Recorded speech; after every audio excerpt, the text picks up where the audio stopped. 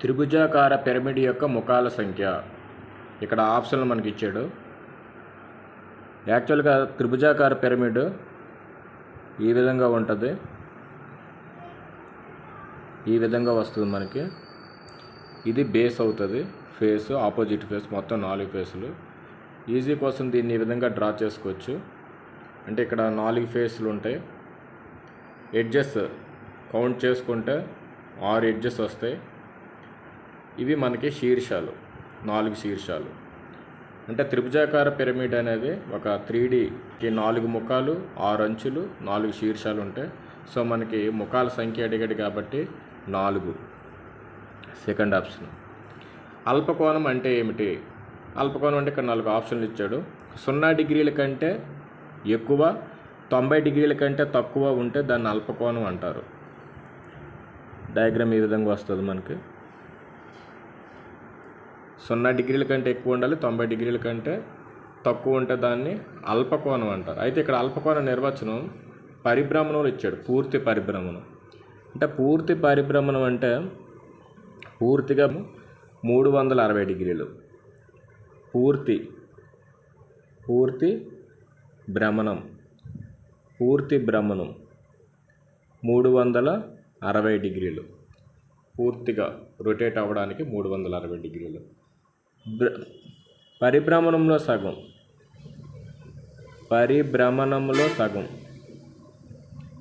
అంటే 360లో సగం 180 డిగ్రీలు. ఇక్కడ ఆప్షన్లు తీసుకుంటే పరిభ్రమణంలో సగం అంటే 180 డిగ్రీలు, పూర్తి పరిభ్రమణం అంటే 360 డిగ్రీలు, సగం పరిభ్రమణం కన్నా ఎక్కువ అంటే 180 డిగ్రీల కంటే ఎక్కువ. ఫస్ట్ ఆప్షన్ తీసుకుంటే 4వ వంతు పరిభ్రమణం కన్నా తక్కువ. అంటే ఇది 4 వంతులు తీసుకుంటే ఇది 90 డిగ్రీలు, ఇది 90 డిగ్రీలు, ఇది 90 డిగ్రీలు, ఇది 90 డిగ్రీలు.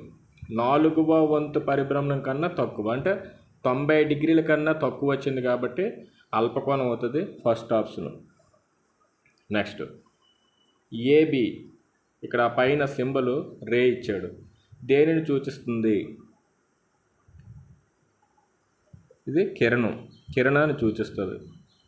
ఈ ఆకారం, ఈ జామితీయ ఆకారం కిరణాన్ని సూచిస్తుంది. ఏబి కిరణాన్ని సూచిస్తుంది. Next 2xy + 3x + 2y + 3 కారణాంకాలు. Options ఈ విధంగా ఇచ్చాడు.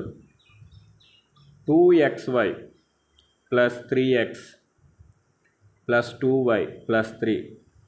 మనకి ఫస్ట్ ఈ రెండిట్లో కామన్గా టర్ము ఇక్కడ x ఉంది, ఇక్కడ x ఉంది. x కామన్ తీసుకుంటే రిమైనింగ్ టర్మ్స్ 2y + 3 ప్లస్ ఈ బ్రాకెట్లో ఉండే టర్మ్ ఇక్కడ యాస్టీజ్గా ఉంది కాబట్టి ఇక్కడ 1 కామన్ తీస్తే 2y + 3.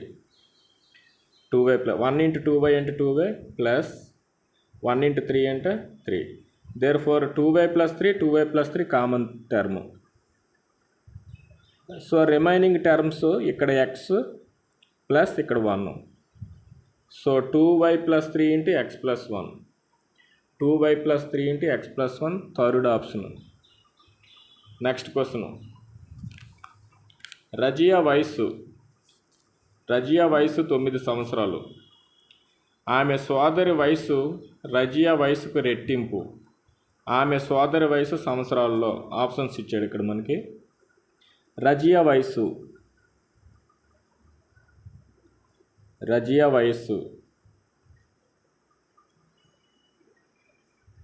9 సంవత్సరాలు. ఆమె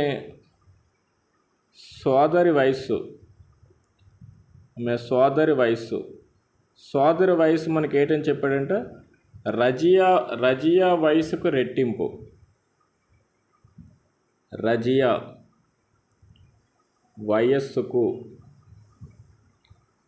వయసుకు రెట్టింపు. రెట్టింపు అంటే 2 × రజియా వయసు 9 సంవత్సరాలు అంటే 2 × 9 = 18. ఆమె సోదరి వయసు 18 సంవత్సరాలు. Fourth option.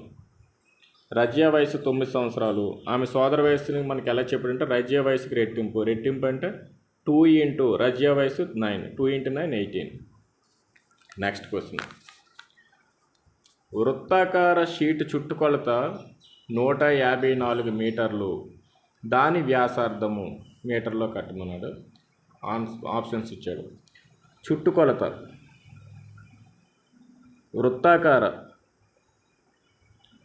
వృత్తాకార షీటు చుట్టుకొలత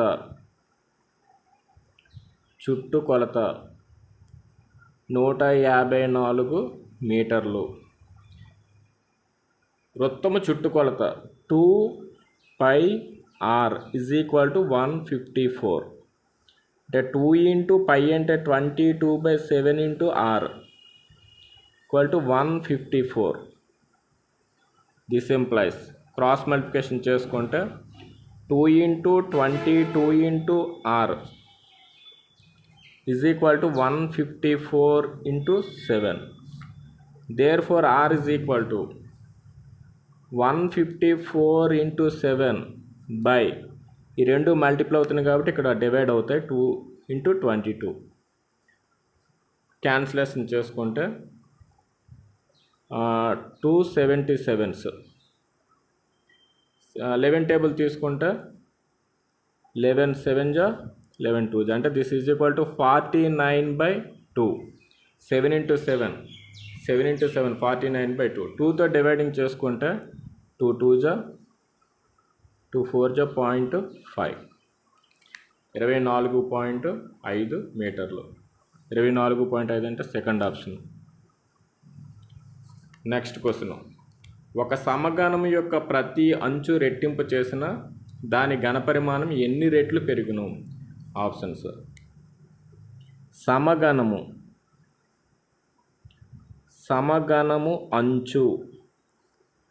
అంచు ఏ అనుకుంటే సమగణము ఘనపరిమాణం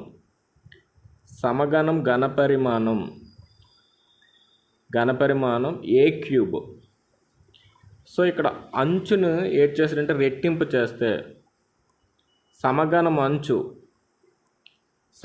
అంచు రెట్టింపు అంటే దాన్ని 2తో మల్టిప్లై చేసుకుంటే 2a. అప్పుడు ఘనపరిమాణం రెట్టింపు అయినప్పుడు ఘనపరిమాణం 2a3. ఘనపరిమాణం a³. ఇక్కడ ఏ ప్లేస్లో 2a ఉంది కాబట్టి 2a3 అంటే this is equal to 2³ 8 a³. అంటే ఎన్ని రెట్లు పెరుగుతుంది? 8 రెట్లు. 8 రెట్లు పెరిగింది.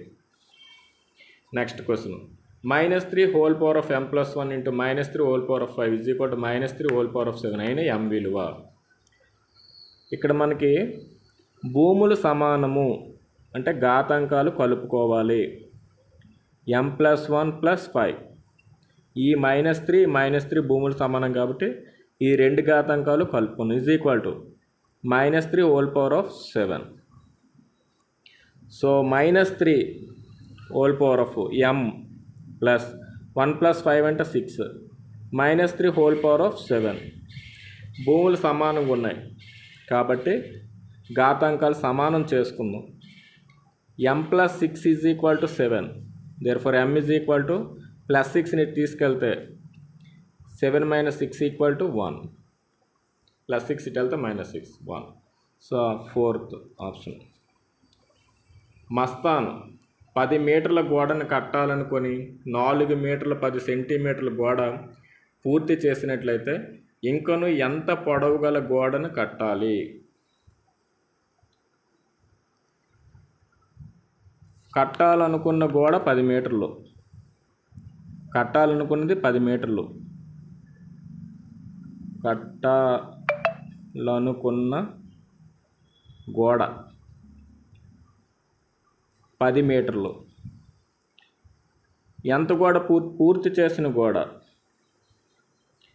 పూర్తి చేసిన గోడ 4 మీటర్ల 10 సెంటీమీటర్లు పూర్తి చేశాడు.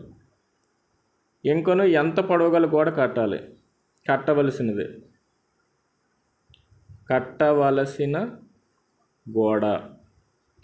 కట్టవలసిన గోడ అంటే మనం ఇక్కడ ఇది ఏడ్ చేద్దామంటే 10 మీటర్లో నుండి 4 మీటర్లు 10 సెంటీమీటర్లు తీసేద్దాం. అంటే 0 సెంటీమీటర్స్ తీసినట్లయితే ఇక్కడ 0 10 సెంటీమీటర్స్ సబ్ట్రాక్ట్ అవ్వదు కాబట్టి ఇక్కడ 10లో నుండి 1 మీటర్ ఇక్కడికి వెళ్తుంది.